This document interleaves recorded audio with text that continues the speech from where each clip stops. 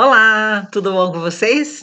Então, gente, primeira coisa que eu quero pedir desculpas, ontem me deu um branco, né? Cardiotocografia. Lembra que eu não lembrava da palavra? Gente, quando eu fechei a gravação, né? Meu Deus, cardiotocografia, eu não sabia mais como entrar. Então, por favor, me desculpe, mas assim, ó, é tanta coisa, a gente fica pensando em tanta coisa, e aí, a idade, acho que, né? Fugiu a palavra. Mas mil desculpas. E vamos lá, então, hoje tocar, gente, para a segunda parte da nossa aula, então, né, sobre o trabalho de parto e o parto. E aí eu já quero dar uma explicação para vocês. Então, nós temos, né, a aula de hoje, a aula de sexta-feira e mais uma aula, né, que eu conseguia mais porque a gente não ia dar conta da matéria. Eu, né, porque de certo eu falo demais, não, brincadeira, é muita matéria mesmo, vocês viram que a gente não perdeu um minuto de aula, né? Mas então, o que que eu vou fazer? Eu vou hoje dar conta de ir até o nascimento do bebê, né? Vamos falar até do parto normal, vamos falar da cesariana, vamos falar de fórceps e vou falar do período da dequitação, do terceiro período e do quarto período, que é o período de Greenberg, e aí nós vamos parar a aula, né? O que que seria ainda que teria que ser falado? Toda a parte do puerpério, mas calma, eu vou justificar. Como eu vou dar aula de neonatologia, disciplina de neonatologia, e aí a disciplina de neonatologia, ela começa lá no centro obstétrico, né, no nascimento do bebê. Então, o que que eu já vou fazer? Quando tiver o nascimento do bebê, eu já vou falar do puerpério, porque a gente acaba falando do puerpério dentro do hospital, que é o alojamento conjunto. Então, eu já vou falar todos os cuidados com a mulher, já vou falar de todos os cuidados com o recém-nascido, então eu garanto para vocês que vocês não vão perder nada. E como vocês não vão mesmo para as aulas práticas, para o estágio, como vocês chamam agora, então eu acredito que não vai ter nenhuma perda, né? Já no primeiro dia de aula, eu já vou falar sobre, então, tudo que tiver que falar sobre o puerpério, bem tranquilinho, certo? Pois é, Deus vai dizer, mas e as outras duas aulas, professora? Pois é, nas outras duas aulas, nós vamos ainda falar das intercorrências que podem acontecer durante o pré-natal, que aí a gente acabou não falando, né, sobre, bem especificado sobre o diabetes gestacional, a doença hipertensiva específica da gravidez, né, pré-eclâmpsia, eclâmpsia, vamos falar sobre placenta prévia, descolamento prematuro de placenta, né, os sangramentos todos, aborto. Então, é por isso que nós temos duas aulas para fazer tudo isso bem tranquilamente. Tá bom, gente? Então vamos lá, que essa é a segunda parte da aula, né? E eu não quero que demore demais, né? Lembrando, então, que nós temos a prova, né? Depois eu vou falar para vocês hoje, que na quarta-feira, e daí a última prova no último dia de aula. Bem, gente, então nós vimos, né, na aula passada, o período. Até me deu um branco agora, eu e os meus brancos, né? Só um pouquinho aqui, ó, porque agora eu quero ver uma coisa aqui, ó. Nós chegamos a ver o período expulsivo, né? Vimos o trabalho de parto ativo, e agora, então, nós vimos que quando a mulher já está em trabalho, nós chegamos a ver tudo do trabalho de parto ativo, e agora nós vamos voltar um pouquinho no tempo, porque é assim, ó, nós vimos que quando ela está em trabalho de parto ativo, ela já deve ser internada, né? Ela primeiro sempre vai ser admitida na maternidade, e aí, dependendo de como está esse trabalho de parto, ela pode ficar ainda um pouco na maternidade, dificilmente isso acontece, ou ela vai daí lá para o centro obstétrico, mas sempre o primeiro atendimento que ela vai receber vai ser na maternidade. Então, como que é feita essa admissão? Então, essa admissão ela pode ser feita por uma enfermeira ou um enfermeiro, né, ou por um médico obstetra. E o técnico de enfermagem geralmente, quase que 100% ele vai acompanhar, né. Então, o que que vai ser feito? Sinais vitais, isso faz parte sempre, né, de todas as admissões, de todos os atendimentos, então precisamos ver como é que está a pressão arterial, como é que está o pulso, como é que está a respiração, a temperatura. Vai ser feita uma anamnese, depois eu vou falar melhor sobre essa anamnese. E outra coisa importante, né, a gestante tem que chegar e já mostrar a caderneta dela, de acompanhamento do pré-natal, né. A gente diz, eu nem sei se eu cheguei a falar nisso lá na para vocês no pré-natal, né, mas a partir do momento que a gente entrega a caderneta de gestante, né, para ela na primeira consulta, que a gente preenche, entrega para ela, a gente deve dizer que essa caderneta só pode sair da bolsa se ela trocar de bolsa, né, de uma bolsa para outra, mas senão ela tem que andar toda a vida com essa caderneta dentro da bolsa, porque ali vai ter toda a história dessa gestação, né, inclusive algumas coisas que são da história pregressa dela. Então isso ela tem que andar, porque de repente ela vai precisar de um atendimento e quem for atendê-la vai saber a situação. E isso é a mesma coisa quando ela chega para ser admitida na maternidade. Ali vai ter a história inteira da gestação dela, né. Então, o que que vai ser feito, né, vai ser aberto lá, né, na folha, na parte que fala da idade gestacional, né, da idade gestacional dela agora, qual era a data, provável do parto, né, até para entender se ela já está, numa situação de um trabalho de parto que seria a termo, né, que seria já da época de nascer, ou então se ela pode estar com um trabalho de parto prematuro, né, ou até um pós-termo. Então isso é bem importante que isso tudo seja checado. A orientação inclusive, né, é que se refaçam, os cálculos, né, que se faça uma checagem disso ou se observe que se foi isso feito durante o decorrer do tempo.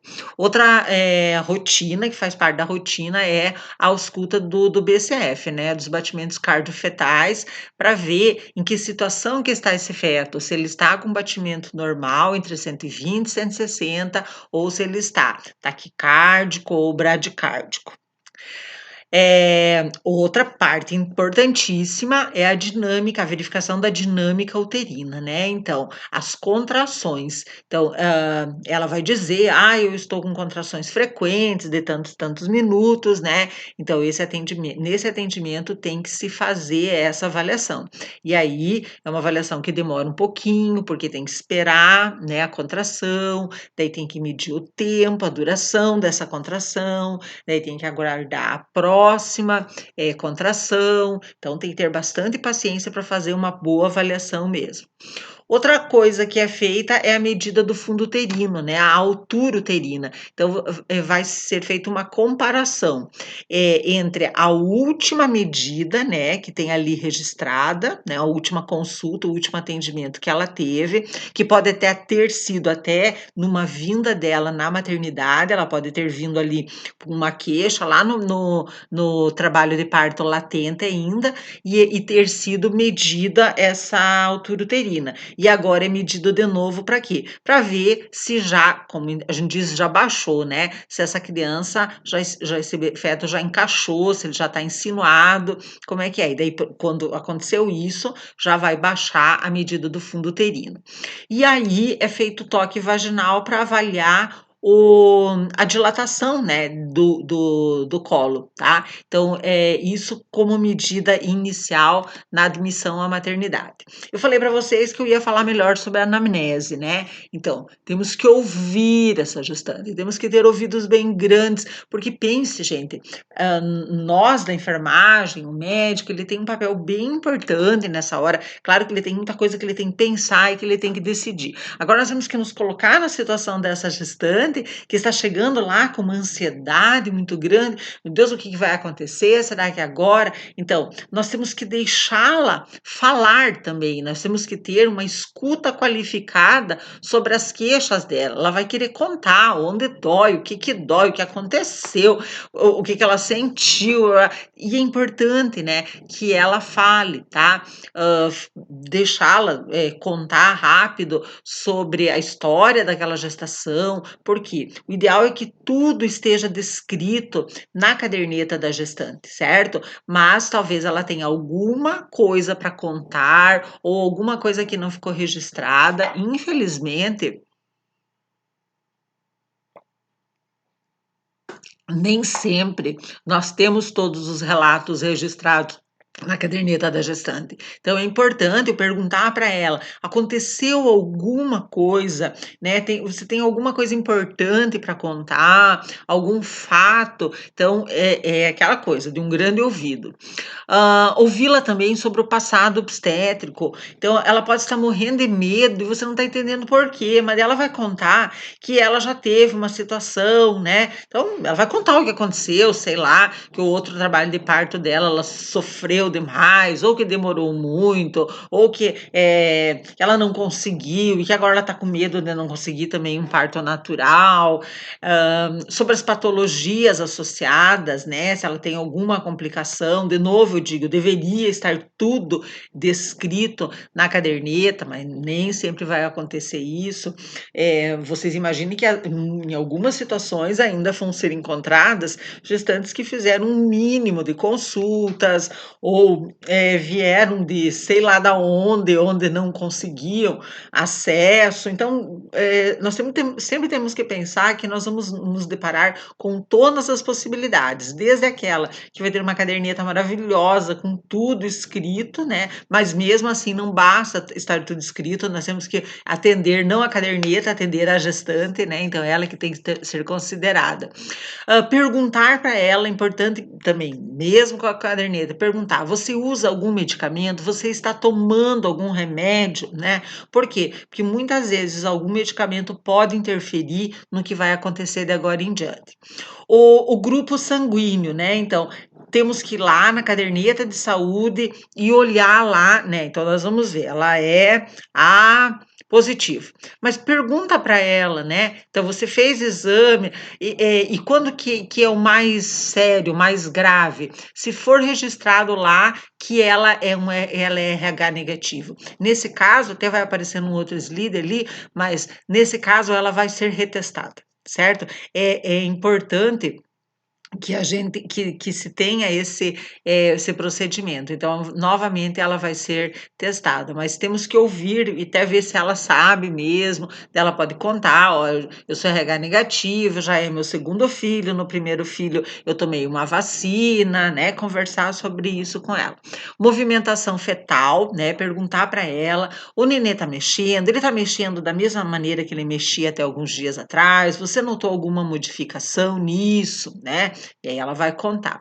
Ah, perguntar para ela, né, de quanto tempo você acha que você tá? Quando que foi tua última menstruação? Como é que... Então, tentar fazer uma relação entre o que ela fala e aquilo que está escrito, então, na caderneta, né?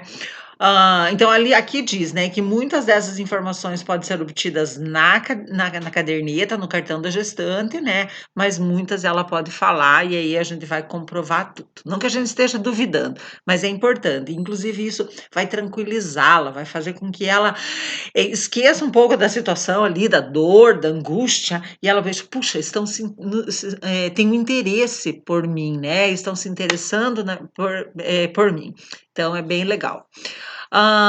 Também, né, ela está sendo internada, né? Então nós temos que pensar não nela apenas como uma paciente obstétrica, mas como uma paciente, né? No todo, no geral. Então, será feita a ausculta cardiopulmonar, né? Então vai ser visto os batimentos cardíacos, a questão do pulmão dela, se ela está tendo uma respiração adequada, se não tem, né, nenhuma alteração na respiração. Já falei no slide passado sobre os sinais vitais, e aí temos que observá-la, né? Observar o geral dela. Então, se ela não tem uma palidez, né, muito grande, se ela não tem nenhum sinal de violência, como é que está a integridade dela, certo? Física e psicológica também.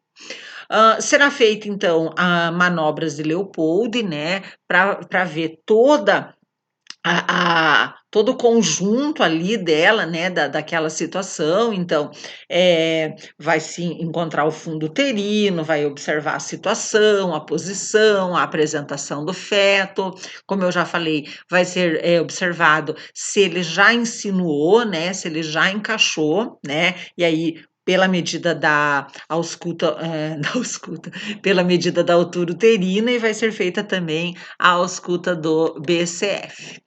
Bem,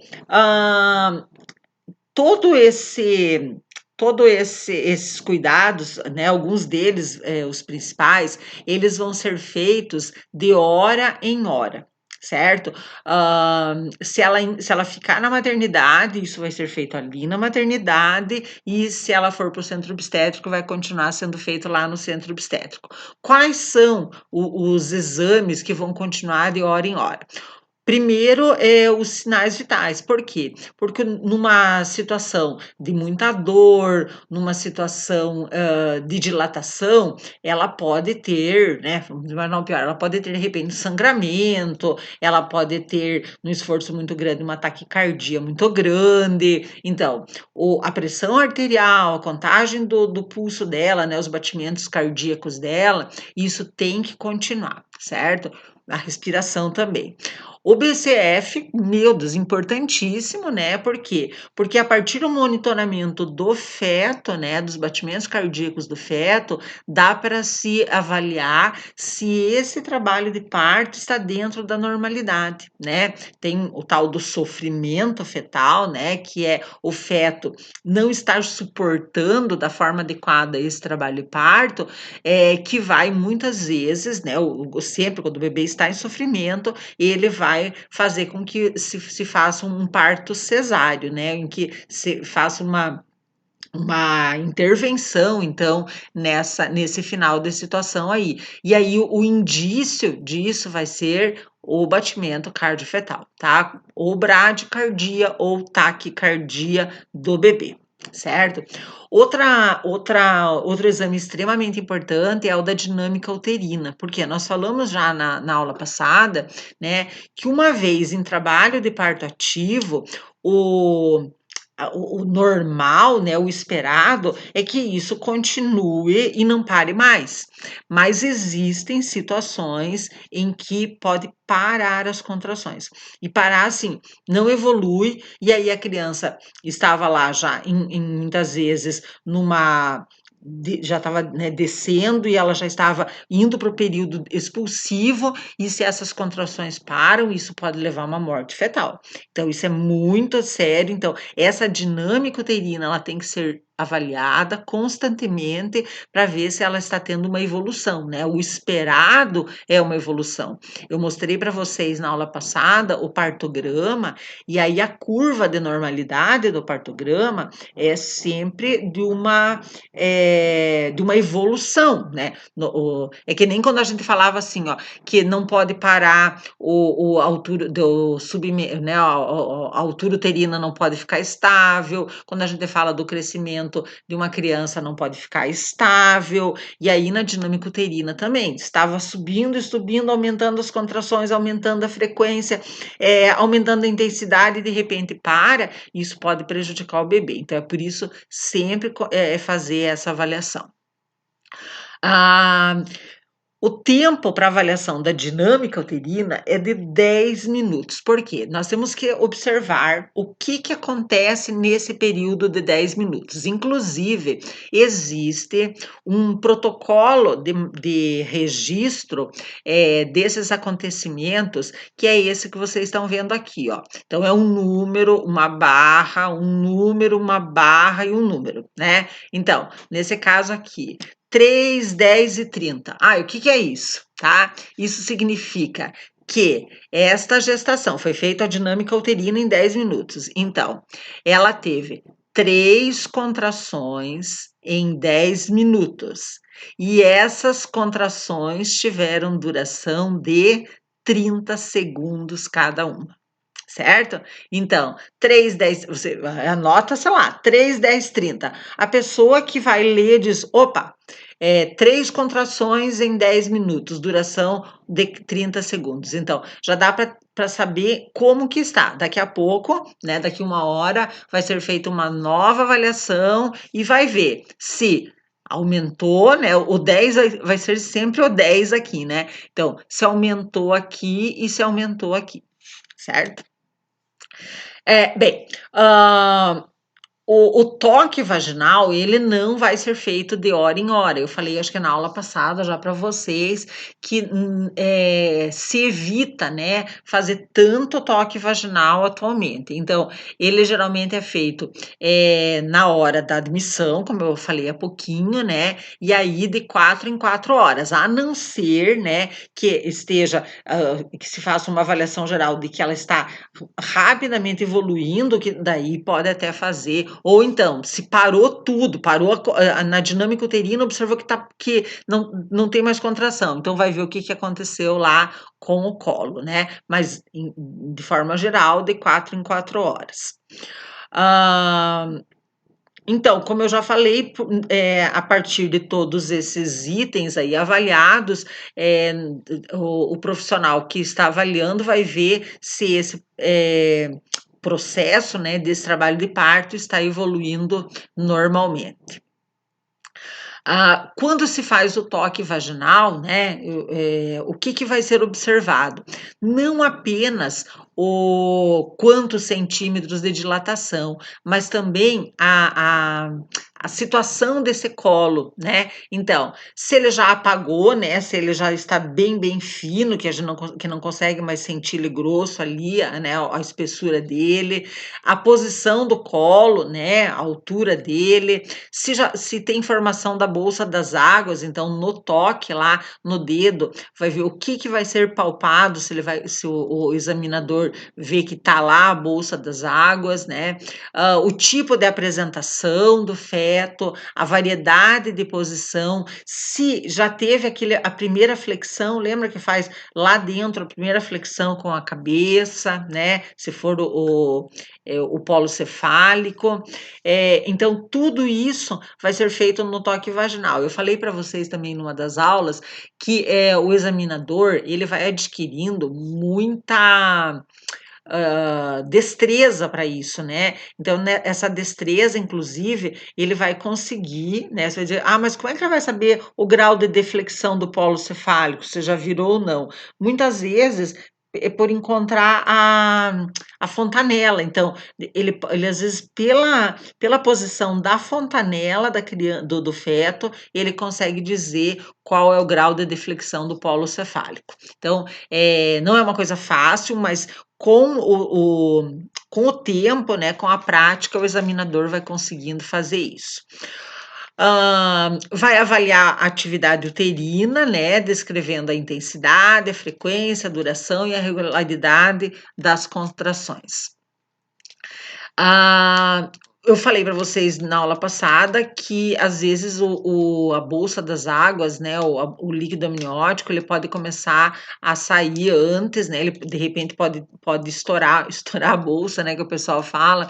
E também uma outra coisa que eu não falei ainda quer dizer, eu falava nas aulas, né, o lugar ideal de inserção da placenta no útero, mas existem algumas possibilidades, né, que nem depois nós vamos ter aula de placenta prévia, que a gente chama isso, né, em termos gerais, de placentação anômala, né?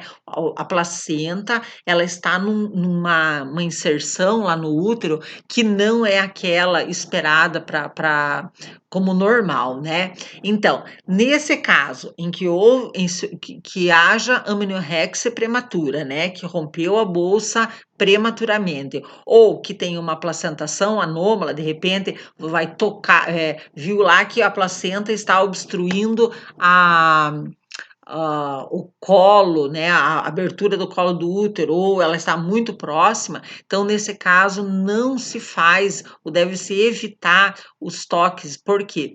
Porque o toque vai ele vai acabar sendo um vai poder causar traumas, né, ele vai ficar lá servindo como uma situação que pode piorar, né, aquela evolução, pode inclusive provocar sangramento.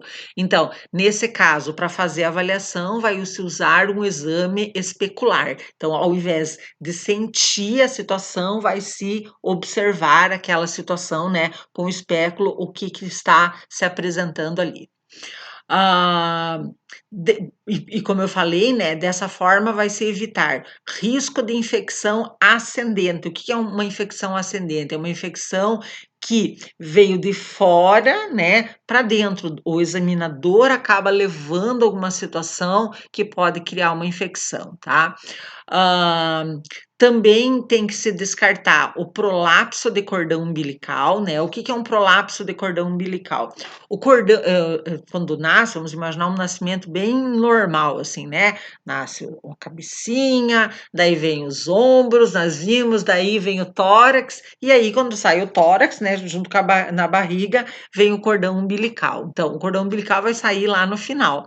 Existe uma situação chamada prolapso de cordão umbilical. O cordão umbilical vem e ele sai, ele acaba saindo antes ou junto com a cabecinha. Então, isso pode provocar um tracionamento desse cordão umbilical e aí causar problema. Outra situação que pode também que vai, a gente tem que evitar são sangramento transvaginal. Então, aquilo que eu falei, se de repente ela tem uma placenta prévia, uma apresentação anômala da placenta, o toque vaginal pode provocar um sangramento transvaginal. Ninguém precisa disso aí na hora do parto, né? E aí, esse sangramento, né, ele pode virar uma hemorragia. Então, por isso, tem que ter bem noção de quando tocar e quando não tocar. Bem, já falamos do partograma, só lembrando então que após 6 centímetros de dilatação, né, que ela já está na fase ativa, esse partograma vai ser aberto e todas essas informações, então, que a gente viu que vão ser retiradas dessas avaliações, né, a cada hora, vão ser então descritas, registradas nesse partograma, né? Já falei muito nessa primeira parte da aula sobre a importância, então, do partograma. Vamos falar agora ainda estamos lá, né, no atendimento de enfermagem antes do parto, e vamos falar então de algumas situações, né, que antes eram consideradas de rotina e hoje não são mais, né. Então, a gestante antigamente chegava para ser atendida ali no pré-parto, e aí na hora era feita uma tricotomia pubiana nela, né, isso era de rotina. Então, atualmente não há evidências científicas que recomendem a sua utilização, né, a utilização da tricotomia. Fazia-se antigamente com a justificativa de que ela iria diminuir infecções, certo? E aí, então, tudo que se tem estudado e pesquisado mostra que não existe diminuição do risco de infecção com seu uso rotineiro. Inclusive, se diz o contrário, que de repente ela pode abrir porta de entrada para micro-organismos, né? Então, o fato de você ir lá é uma agressão à pele, a tricotomia acaba sendo uma agressão à pele, e isso pode causar dano, então, para a pele, e aí nisso abrir uma porta de entrada para um micro-organismo. Então, não precisa mais. Clistério evacuativo, né, que é o enema, que é a lavagem intestinal. Também ela era de rotina antigamente, eu já falei na primeira parte da aula, né, com a desculpa, com a justificativa de evitar que a mulher evacuasse durante o parto, né, e aí então os trabalhos mais recentes demonstraram que não tem evidência que demonstra a sua utilização de rotina como importante, tá? Também não se observa diminuição nas taxas de infecção pelo seu uso, né? Então, Resumindo, não melhora em nada as taxas de infecção. Se a mulher tiver algum problema, alguma infecção, né, infecção urinária, alguma situação que vá fazer ela ter infecção no puerpério, é isso que vai fazer a infecção, não é o fato de evacuar. E também, com uma boa prática ali, com um bom cuidado, não vai afetar o feto. Higienização da paciente, higiene normal, tá? Ela pode chegar ali na admissão e dizer: eu acabei de tomar banho em casa, sossegado, gente, tá? Se ela vai dizer assim: ai meu Deus, eu tô tão agoniada que não deu nem tempo de tomar banho, eu tô suando, ela pode ir tomar um banho normalmente, banho normal, nada de nenhuma técnica exagerada, a não ser que ela esteja em um estado avançado de dilatação, do tipo assim, ó, que tá nascendo, ninguém vai pensar em banho nessa hora, né?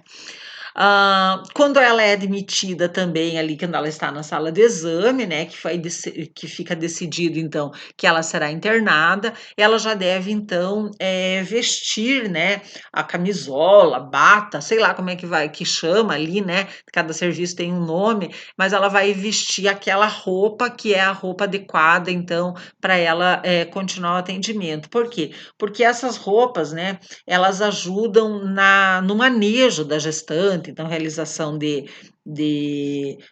toque, de exames, então ela vai usar então e até porque, né, geralmente é material esterilizado ou desinfetado, então isso também diminui o risco de infecções. A restrição alimentar também, né, antigamente, a partir do momento que ela era admitida já na maternidade, começava um período de dieta zero. E aí, lembra que pode durar ou muitas horas esse trabalho de parto, mesmo a fase ativa pode durar algumas horas. Pensa a fome que essa mulher ia passar. E aí dizem para ela: faça força, né? Ou então caminho. Mas ela estava morrendo de fome, ela estava fraca. E daí a gente diz assim: não tem que ficar deitada, mas ela está fraca, porque ninguém dá comida para ela. Então, ufa, isso acabou, né, gente? Então, se ela ficar internada e se observar que ela está tendo uma boa evolução e que ela está indo para um parto natural, tá liberada a alimentação, assim, claro que ninguém vai dar uma feijoada para ela comer, né, mas ela vai receber líquidos claros, né, ela vai de fácil digestão, ninguém vai dar leite para ela, porque o leite pode aumentar a quantidade de gases e também ela já vai ter cólica, ela já vai ter contração, então nós não precisamos ainda que ela tenha uma dor de barriga, né, mas afinal, que ela vai receber alimentos, né, de preferência alimentos que deem energia. Então, tem serviços que usam pirulito, porque o pirulito, eu falo tanto no pirulito, porque o pirulito ele é açúcar puro. Certo? E aí esse açúcar é glicose, isso vai direto lá, né? Tipo assim, glicose na veia, né? Brincadeira, né? Na artéria, inclusive, né? Para ir direto lá para a célula. Então, é bem importante que ela receba chá, água. Então, para ela, inclusive, ela vai se sentir melhor, vai se sentir cuidada, né? Se nesse atendimento que ela fez ali na maternidade, observou que ela ainda está na fase latente, que ela vai voltar para casa, né, para esperar mais um pouco, então vai falar para ela também, mas vê que ela está evoluindo, vai dizer, ó, você ainda vai para casa, vai demorar um pouco para entrar na fase de ativa. Então, pode fazer refeições normais, desde que, claro, não vá comer uma feijoada, não vai comer meio bolo, né? Então, com alimentos leves, ela pode se alimentar.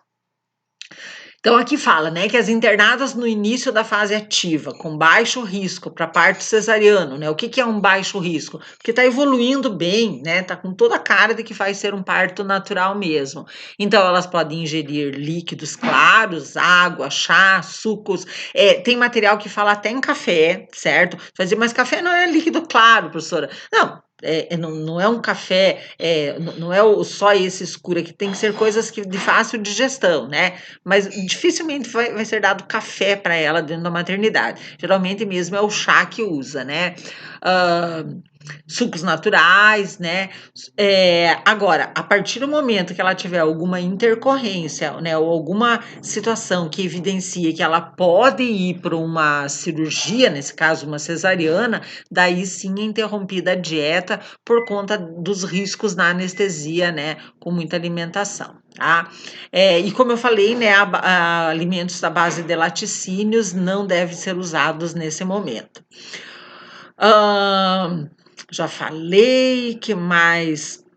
Ali fala no final que em todos os casos prevalece o bom senso do obstetra e do anestesista, né, na hora de manter ou não o jejum, certo? Mas afinal o resumo é: não existe mais essa rotina de jejum, né, para o baixo risco. O que é baixo risco? Baixo risco de cesariana.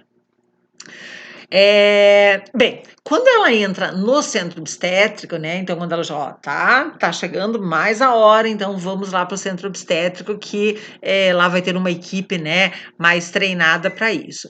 Então, quem recebe ela lá no centro obstétrico deve informá-la sobre toda a rotina, né, daquele serviço. Onde é que ela vai ficar, quem vai ficar com ela, que ela tem o direito, né, de ficar ali com alguém. Isso pode já ser falado também na hora que fala, que anuncia para ela: agora você vai deixar a maternidade e você vai lá para o centro obstétrico. Então já informa a família também, né? Olha, ela tem direito de ficar com alguém lá dentro, o que vai acontecer lá, depois como é que é a rotina de visitas. Então, tem que deixar essa família tranquila, segura, né? Porque sempre nós temos que lembrar que isso deve ser um momento maravilhoso e não um momento de tensão. Já existe uma tensão normal, que é a tensão pelo, né, vai nascer tudo bem, vai dar tudo certo. Então eles ainda não precisam de um mau atendimento, eles não precisam achar que, meu Deus, será que esse hospital aí é bom? Será que achei aquele pessoal da enfermagem muito antipático, o médico nem olhou para a nossa cara. Então, é tudo que não precisa, né? É o momento de chegada de um ser, é o momento que nós temos que ter humanização no atendimento. Tá? Então, a gestante tem que ser acolhida, a família tem que ser acolhida. E aí, então, alguém da enfermagem vai acompanhá-la até a sala de pré-parto. Outra coisa que a gente tem que sempre lembrar, gente, é o seguinte: para nós, né, que vocês estão estudando, ou quem trabalha, tudo aquilo é muito normal. A gente conhece cada lajota daquela que a gente pisa. Então, só que para paciente e para família, não. Eles não sabem o que tem atrás daquela porta, eles não sabem o que está acontecendo, eles não sabem que barulho que é esse. Então, nós temos que explicar, nós temos que fazer a pessoa, porque aquela coisa, a gente tem medo sempre do desconhecido, já falei isso, mas eu insisto, né? Então, nós temos que tentar entrosá-la naquele ambiente para ela se sentir melhor, tá? Então, explicar para ela tudo que vai ser feito lá dentro, né? E por que vai ser feito, por que está fazendo tal exame, por que ela trocou de roupa, por quê, e aí ela vai aceitar melhor. Lá dentro, né, vai continuar a verificação dos sinais vitais, todos os registros, né? Ela vai contar lá no centro obstétrico também por que ela veio para a maternidade, por que ela procurou serviço, né? Se ela perdeu líquido, se ela teve contrações, se ela teve dor, né? E aí, então, vão ser realizados os exames de rotina, né? Talvez já na maternidade, talvez no centro obstétrico, isso varia de serviço para serviço, né? Como eu falei para vocês, eles vão verificar o tipo sanguíneo dela, que ela vai trazer trazer registrado na caderneta de gestante, tá? E se ela não tem, né, informação nenhuma do ABO-RH, vai ser coletado sangue para fazer rapidinho essa testagem, e se ela for RH negativo, vai ser confirmado isso, né? E aí, como eu falava, desde o pré-natal, lá na maternidade, quando ela interna, vai ser coletado de novo sangue para HIV e sífilis, para nova testagem. Eu quero ressaltar para vocês que aqui nós temos um símbolo, né, do governo do Paraná, porque eu peguei um pouco dessa aula da Secretaria de Estado do Paraná e fiz questão de deixar aqui esse registro para mostrar para vocês que os estados, às vezes os municípios, eles têm um protocolo, né? E isso vale, então, para todos no caso aqui, ó, do estado do Paraná. Então, ele dá de orientação para todos os municípios, né? Então, dizer para vocês que isso é uma realidade, né? Isso é uma situação, por exemplo, que é feita lá no estado do Paraná, tá? Não que não tenha em Santa Catarina, tem em Santa Catarina também, mas eu, por coincidência, peguei aqui do Paraná. Então, o que faz parte dessa assistência lá no período pré-parto, lá no centro obstétrico? Então, a gestante tem que encontrar lá um ambiente com privacidade. Ah, professor, mas vai ter um quarto para cada gestante? Não. Em alguma situação, ela pode ter a sorte de que está só ela lá, ela e o seu companheiro, ou a sua companheira, quem entrou lá com ela, né? Mas em algumas situações, não, né? E aí, dependendo de como ela está, né, do que tipo de exercício que ela está fazendo, nós temos que pensar em manter essa privacidade, porque às vezes ela está com tanta dor que ela não está nem preocupada se está aparecendo as nádegas dela, o quê. Ela não vai se preocupar com isso, né? Mas depois ela pode se preocupar, dizer, meu Deus, mas eu estava sem roupa e tinha o marido da outra ali. Então, em algumas situações nós temos que usar os biombos, né? Porque com o biombo você pode ir protegendo, né, algumas partes, né, algumas situações. Então, nós temos que pensar nisso, que ela tem que ter um ambiente com privacidade, tranquilo, né? Então, não começar a demonstrar, vamos dizer assim, tem alguém passando mal, alguma situação lá que não está de acordo com o que era esperado. Vamos protegê-la, vamos fazer um jeito que ela não fique enxergando aquilo, né? Ou que ela não escute tanto aquilo, né? Então, tem que ser tranquilo, tem que ser seguro, né? Seguro o quê? Vamos dizer que estourou a bolsa lá de uma gestante, molhou o chão, e a outra vai caminhar, pode escorregar, pode cair, ninguém quer isso. Então, a segurança, né? Manter tudo. Outra coisa, tem uma bola só, e aí as gestantes vão fazer exercício nessa bola, né? Que isso deve ser feito no primeiro estágio, né? Quando está no segundo, quando começou o segundo ali, de uma certa hora já não deve mais, porque já está entrando no período expulsivo, né? Daí não. Mas antes de começar bem o período expulsivo, ela vai usar a bola. Então, tem que proteger essa bola. Nós vamos pensar aqui na segurança para não dar infecção. Então, ela vai sentar na bola, daí vai outra, então tem que proteger essa bola, né? Tem que limpar. Então, isso também é segurança. Estimular a deambulação, né? Então, já falei, nada de deixá-la deitada, a não ser que ela diga, agora eu quero ficar bem quietinha, um pouquinho deitada, tranquilo. Mas, se nós vemos que ela está muito, vamos estimular a deambulação, promover técnicas de relaxamento, né? Oferecer para ela, ó, você pode ficar no chuveiro, mas não vai gastar água? Não, agora ninguém vai pensar em economia de água. Nós vamos pensar no teu bem-estar. Então, ela ficar embaixo do chuveiro, água quentinha, fazer os exercícios, a enfermagem fazer massagens nela, tem aquele carrinho para fazer a massagem, né? Orientar o acompanhante para que ele também faça a massagem, para que ela diga aonde que é melhor a massagem. Técnicas de alívio da dor, né? Então, que também pode ser com água, com massagem, com um posicionamento diferente.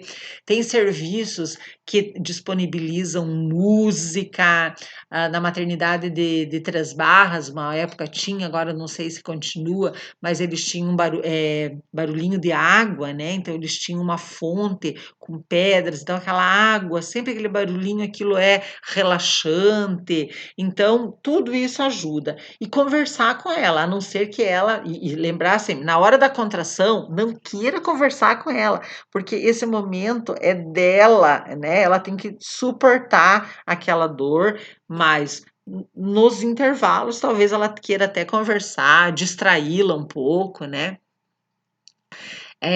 Esse slide ele mostra, né, aquilo que eu vinha falando do medo, né, do desconhecido. Então, sugestão, o que que é sugestão? Aquela coisa assim que ela, eu acho que vai acontecer isso, ela vem com um monte de influências, né, diz que a mãe dela dizia, você vai sofrer muito, você já devia ter marcado a cesárea, sabe tudo aquelas minhocas na cabeça?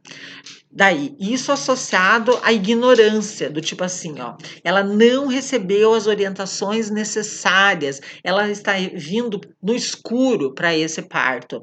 E por último, solidão, ela está se sentindo sozinha, desprotegida. Isso pode gerar o quê? Pode gerar muito medo.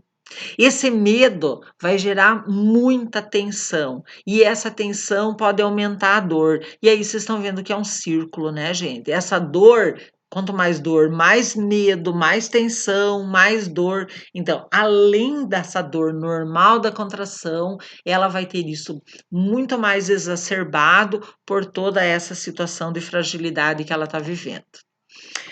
Bem, vamos continuar ali então no monitoramento, né, da questão física dela, né? Então, continua lá com os sinais vitais, pressão arterial, pulso, temperatura, frequência cardíaca, o tempo todo observar a perda de líquido, né, via vaginal, para ver se ela tá perdendo ou urina, porque lembra que eu falei, né, no final lá, o útero está comprimindo a bexiga, então é normal que ela perca a urina sem controle, ela não vai controlar, então nós temos que saber se o líquido que ela está perdendo é urina ou líquido amniótico, e a gente sabe que isso dá para ser observado pelo cheiro, né, pelo odor, ou então até se ela não está sangrando, e aí bem sério.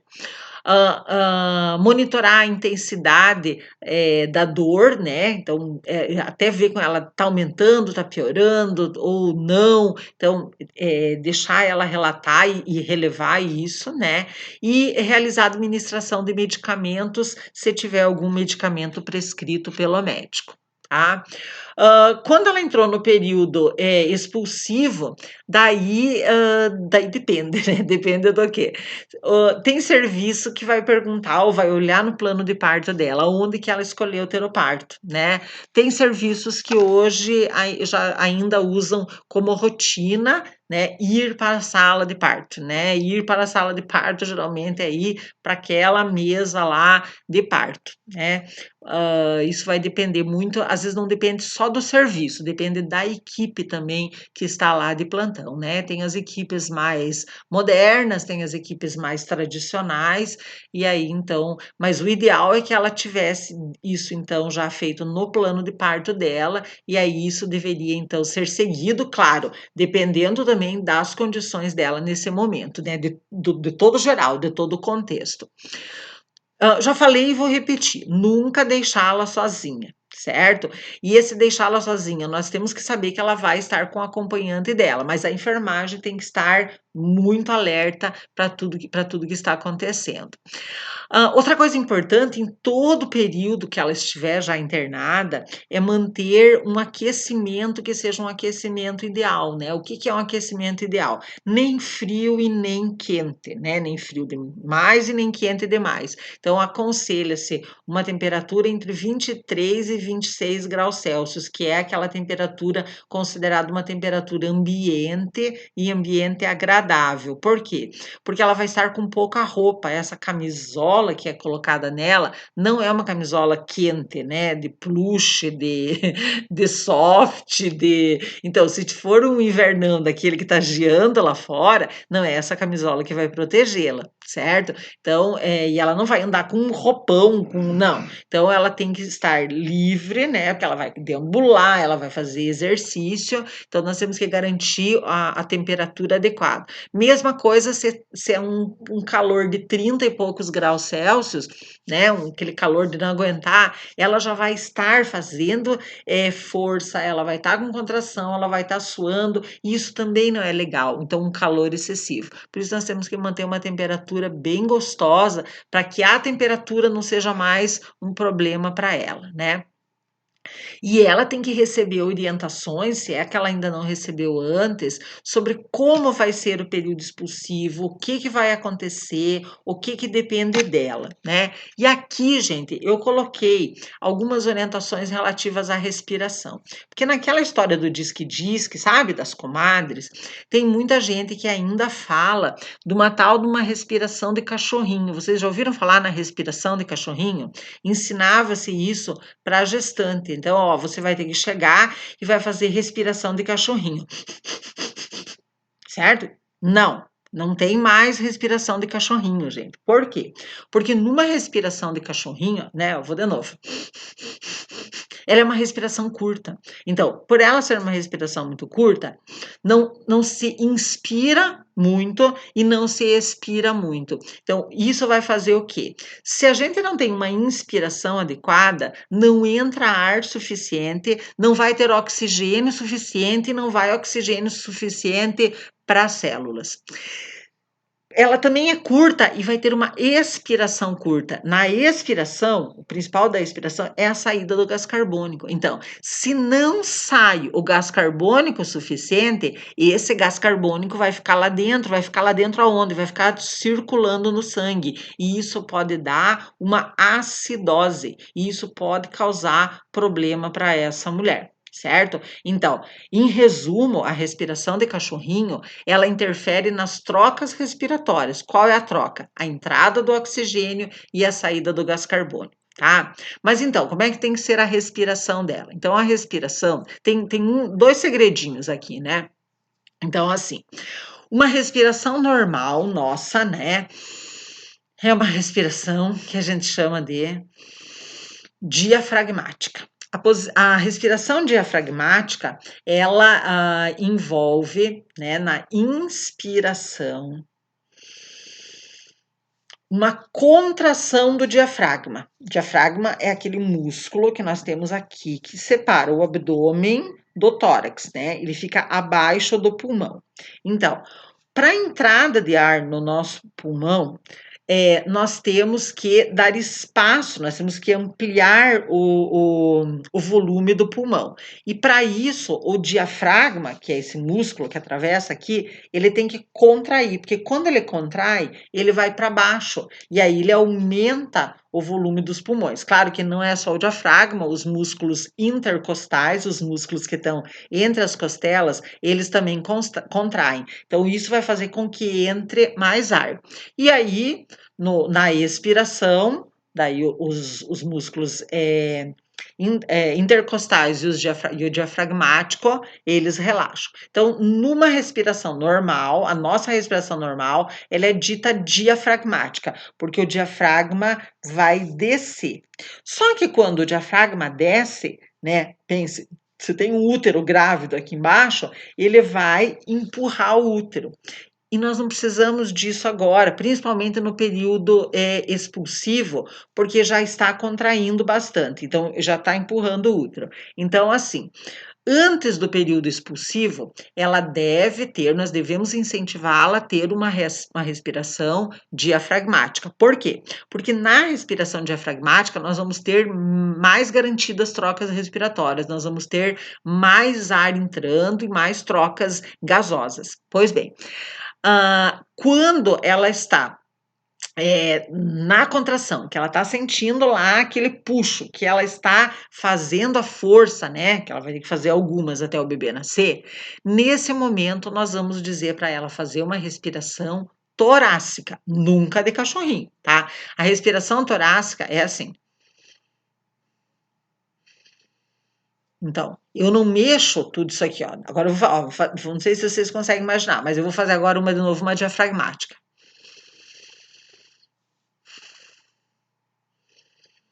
na respiração torácica, ela é um pouco mais curta do que a diafragmática, mas tem uma boa entrada de ar e saída de ar. Então, é só isso que ela vai fazer, certo? E, de novo, ressaltando, ela estava passando por um estresse, né, durante o parto,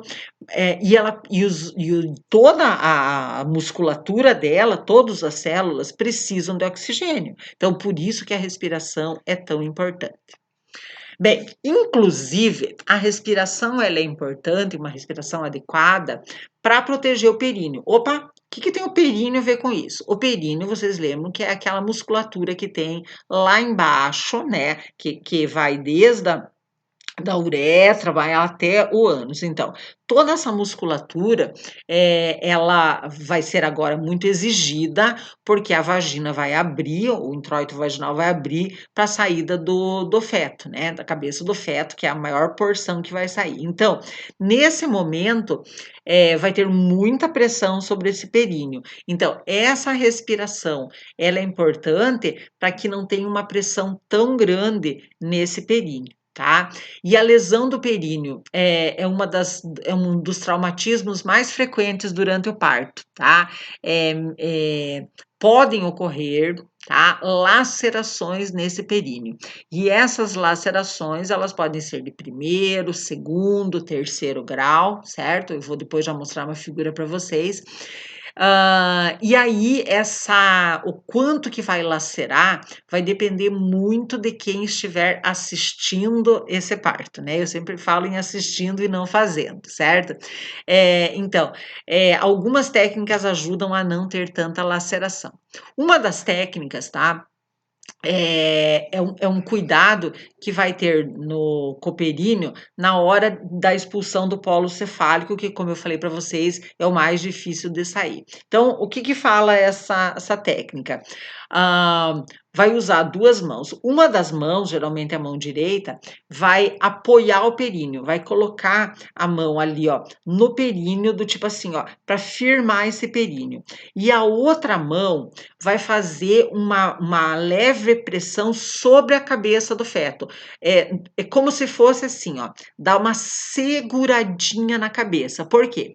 Porque essa cabeça, quando ela vem que vem rápida, ela vem que vem arrebentando tudo. Se se a pessoa que estiver assistindo o parto segurar um pouquinho essa cabeça vai continuar vindo, mas ela vai vir de uma forma mais delicada, que não vai vir com tanta velocidade. E aí dá tempo das fibras, né, musculares do períneo ir esticando. Certo? Porque se vier muito rápido, vem e rasga. Porque essa laceração é como se fosse um rasgãozinho que dá ali no períneo. Certo, gente? Só por curiosidade, né, essa técnica é conhecida como a manobra de Hitching. Então, ainda não é a figura, mas aqui fala, então, né, que é mais frequente ter laceração em primípara, né? E aí eu já vou falar de uma polêmica, né, que existe, que tem gente que diz assim, que é muito melhor uma incisão, né, de uma episiotomia do que uma laceração. Gente, jamais isso é verdade, porque a laceração, ela vai ser feita, né, quando ela acontece, a laceração, ela é feita numa intensidade bem pequena na pele, ela não é profunda. E eu já vou mostrar para vocês a episiotomia. A episiotomia ela vai cortar pele e vai cortar músculo, certo? Então, jamais se pode comparar uma laceração com uma episiotomia, certo? Tanto que está escrito aqui, ó, as lacerações de primeiro grau às vezes não necessitam nem de sutura. Geralmente elas não necessitam de sutura, elas vão se fechar sozinhas. As de segundo grau podem ser suturadas com facilidade, com anestesia local, sem problema nenhum, tá? E cicatrizam sem complicações. Então, nós temos aqui, gente, as lacerações, né? Algumas fotos não estão muito boas, mas para mostrar para vocês. Então, aqui nós temos uma laceração de primeiro grau. Tá aqui a laceração, ó. Então, deu uma rasgadinha aqui na hora que saiu o polo cefálico. Nós temos aqui uma laceração de segundo grau, então dá para ver assim, ó, que lacerou um pouco mais, né? Ela é o mesmo lugar e lacerou aqui também, ó, uma pequena parte aqui, ó, próximo ao clitóris, né? Então, aqui, ó, o meato urinário, né? E aqui o clitóris, aqui nós temos a vagina. Aqui nós temos uma laceração de terceiro grau, essa laceração ela é um pouco maior, ela já foi aqui para os lados, né? Vocês estão vendo, tá? E essa aqui essa parte aqui dos lábios vaginais que foi lacerado. E essa aqui é uma laceração que a gente diz que ela é uma laceração alta, porque ela vai lacerar lá dentro, na parede da vagina, certo? Mas vou mostrar para vocês agora, depois eu volto ali na mostrar o que a episiotomia faz. Aqui, isso é uma episiotomia, gente. Vai ser feito um corte, ó. Ó, olha o corte que é feito. E quando corta, não corta a pele, ele corta toda essa musculatura. Então, aqui é a episiotomia e aqui feita a episiorrafia, né? Que é a sutura da episiotomia. Então, vamos lá. Deve ser feita? Não. Então, antigamente ela era feita de rotina, hoje em dia ela só deve ser feita, isso, né? É, a Organização Mundial da Saúde diz isso, a FEBRASGO, né, que é a Federação Brasileira de Ginecologia e Obstetrícia, dizem isso, né, que só quando tiver sinal de sofrimento fetal, do tipo assim, ó, tá vindo líquido com mecônio, a criança tá com um BCF anormal, então o que tem que fazer? Tem que fazer sair o mais rápido possível, tá? Então, para sair o mais rápido possível, vamos fazer sair de uma vez. Então, nisso faz uma episiotomia, tá? Ou então, lembra que eu falei, a contração não tá legal, esse trabalho de parto não tá progredindo da maneira correta, então, nesse caso, vai lá, faz a episiotomia. Ou observar que vai ter uma laceração de terceiro grau, né? Que ela vai ser bem mais lacerante. Ou então, ela já tem uma história de laceração de terceiro grau num parto anterior. Então, nesse caso, daí, sabe, pesar lá o que é melhor, o que é pior, então faz a episiotomia, certo? E aí é importante que o profissional que vai fazer essa episiotomia seja bem treinado, né? Tanto para fazer a anestesia, quanto a episiotomia, quanto a episiorrafia. Aqui, só por curiosidade, mostrando como que é feito o bloqueio, né, anestésico dessa região onde vai ser feita a episiotomia, tá? Você vai dizer, mas ela ainda vai ganhar uma injeção ali. Gente, é o que menos importa, o que menos ela vai sentir de dor, vai ser essa anestesia, né? Aqui, ó, só mostrando que quando vai fazer a episiotomia, né, introduz o dedo no ânus aqui para que a musculatura não faça nenhuma aderência, nada. Uso do fórceps, né? Que a gente já falou na aula, mas vamos aqui terminando essa parte falando do fórceps, né?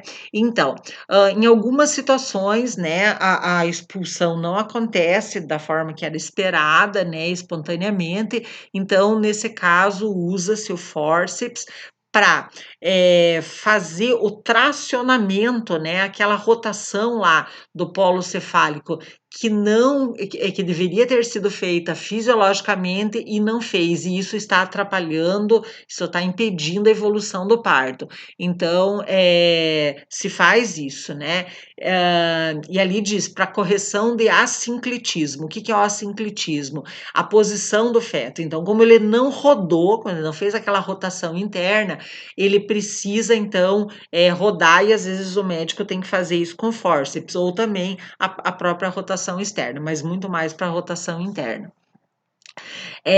A gente diz que quando usa fórceps, a gente diz que o parto foi um parto instrumental, se utilizou o instrumento fórceps para terminar o parto. E nesse caso, então, existe maior risco de hemorragias no período de Greenberg, né? O período de Greenberg é o quarto período do parto, né?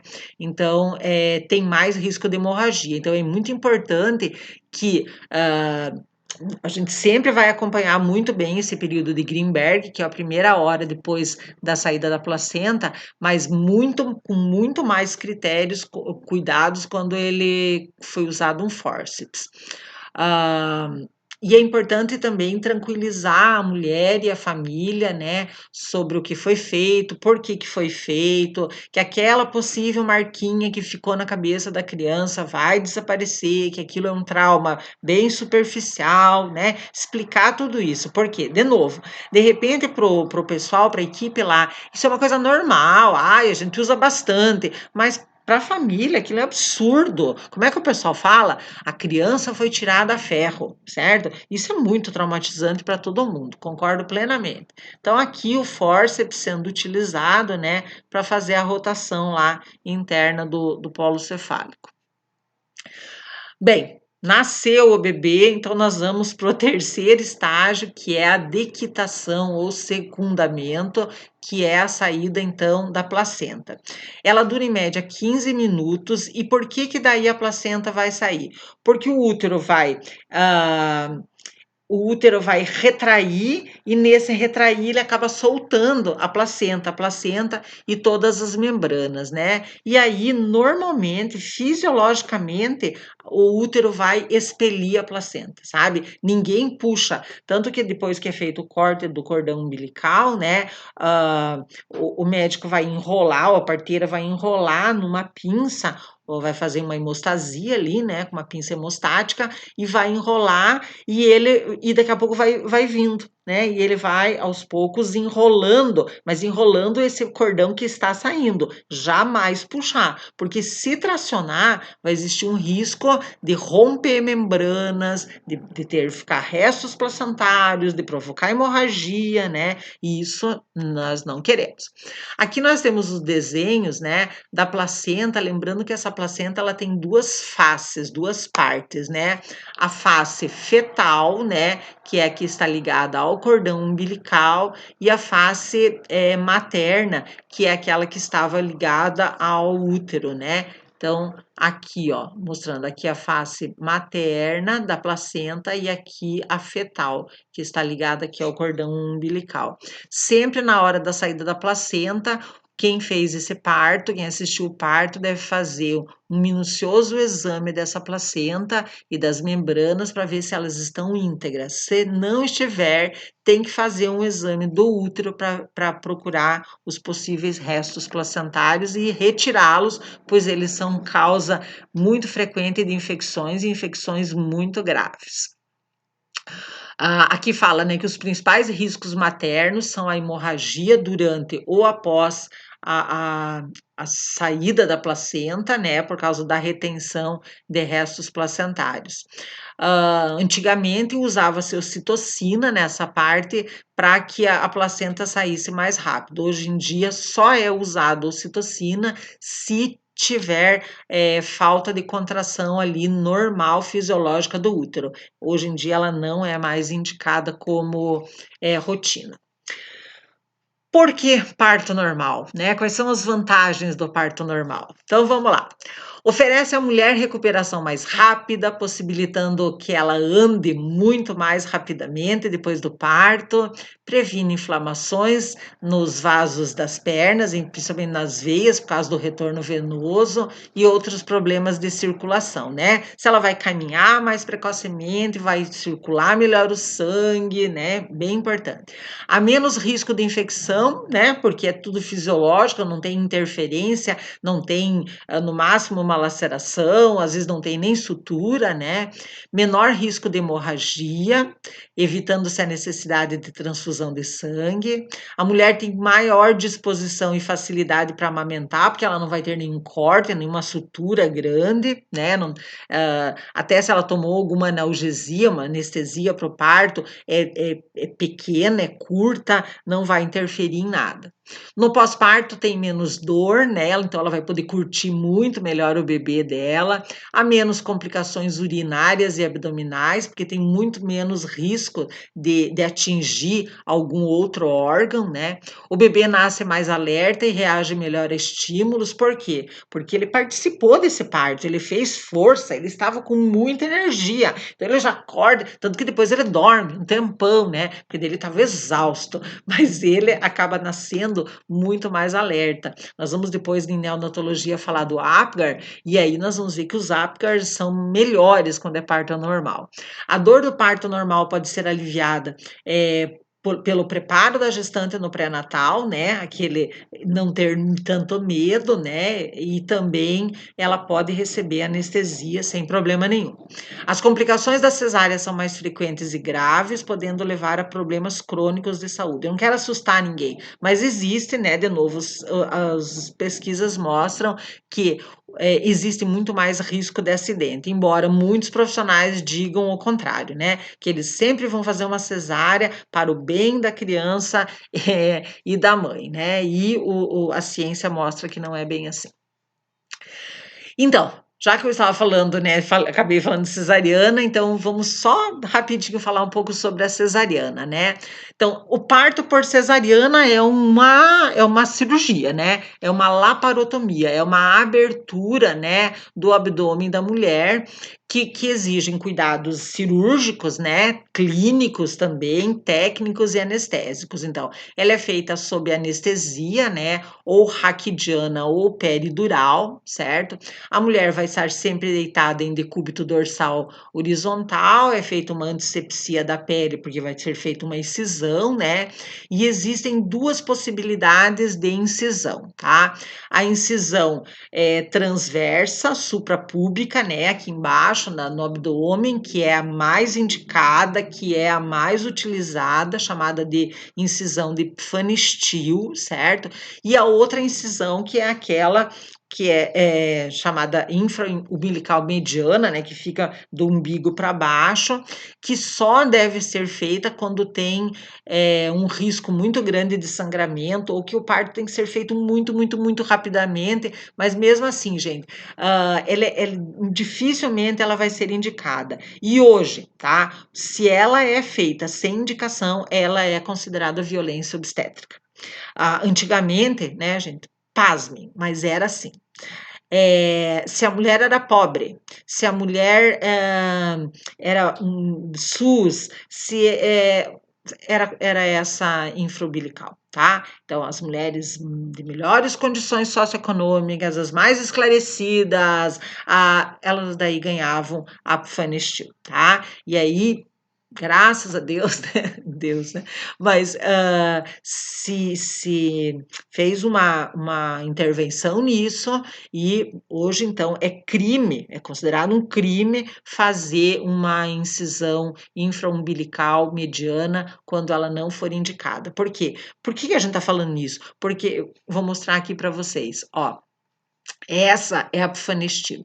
Olha onde que corta, certo? Então, olha onde que vai ficar a cicatriz. Agora, olha essa aqui. Então, é uma cicatriz feia, né? Que fica pro resto da vida, não tem conserto. Então, esse corte vertical hoje é em raríssimos casos.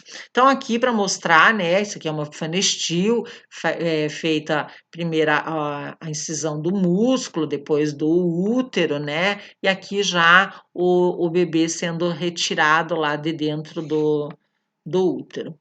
Então, primeiro é feita a laparotomia, né? A abertura na cavidade abdominal, né? E sempre com muita técnica para não provocar nenhuma lesão da bexiga ou de alças intestinais, né? Teria 1000 histórias para contar para vocês de situações que a gente observou, né?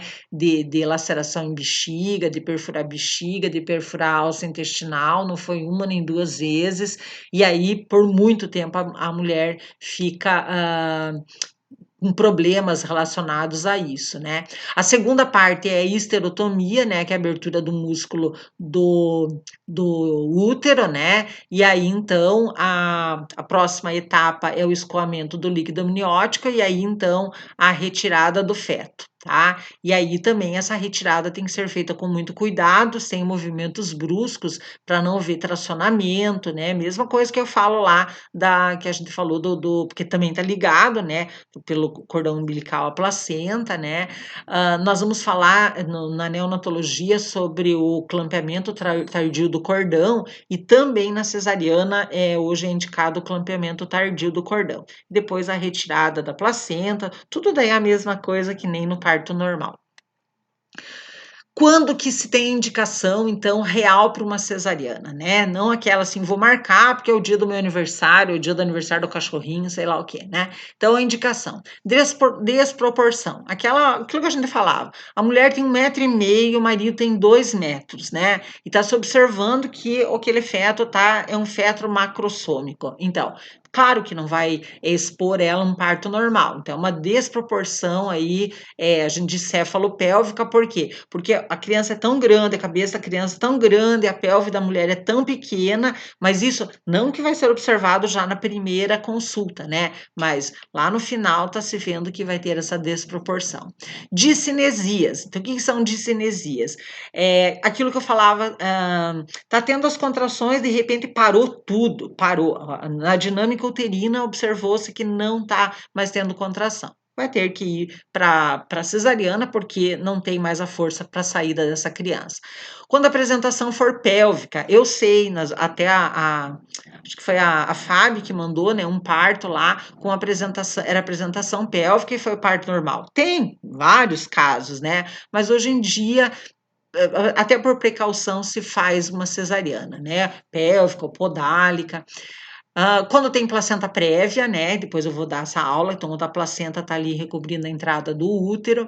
Quando tem descolamento prematuro de placenta, quando tem apresentações anômalas, como eu falei, né? No caso do podálico também. Quando tem toxemia, que é a eclâmpsia, diabetes, antecedentes de cirurgias ginecológicas, né? Porque se tem alguma cirurgia lá ginecológica, o parto normal pode causar algum dano, câncer de genitália, sofrimento fetal, prematuridade, prolapso de cordão ou primíparas idosas, né? Então, nesses casos, a cesárea é indicada. Então, aqui nós temos eles fazendo a antisepsia aqui da parede abdominal e aqui eles retirando, então, o bebê do útero, tá? Aqui mais algumas fotos para vocês observarem. Então, gente, daqui em diante nós vamos conversar lá, então, na neonatologia, tá? Já deu uma aula bem comprida de novo. Eu desejo para vocês um ótimo dia e até sexta. Beijos.